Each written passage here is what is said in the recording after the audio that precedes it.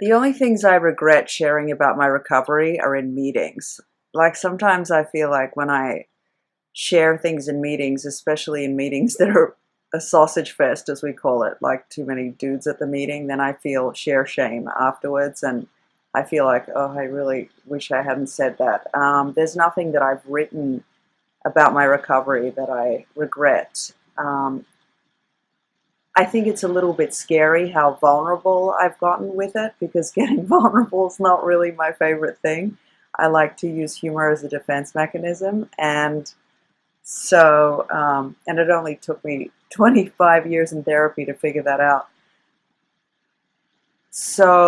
But the stuff that I've written, I think what scares me more is writing about things like depression and suicidal ideation, and I wrote about that in my book as well. And I remember when I first started writing about suicidal ideation, I remember it so clearly because I had never talked about it on stage before, and I was terrified. I mean, I was terrified to talk about it.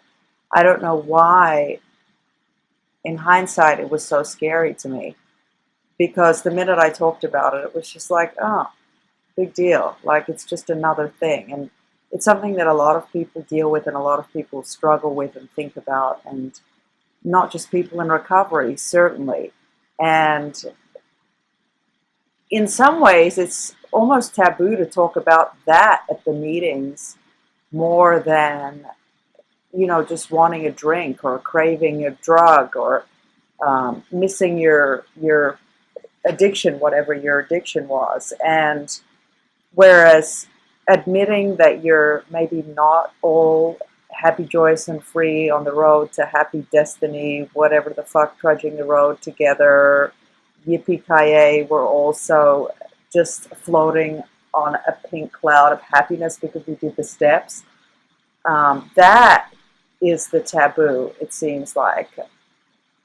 So for me personally, writing about depression has been the most kind of challenging and scary thing where I always have to pretend that nobody's going to read it. That's the way that I write. I just pretend that it's just me and my computer and no one's going to read it. And even as I'm sending it to my editor, I'm pretending no one's going to read it. And even as people are commenting on it online, I'm still pretending that they didn't read it. That's the way that I have to tell myself that it's okay to expose those things. Because really, of course it's okay. Who cares?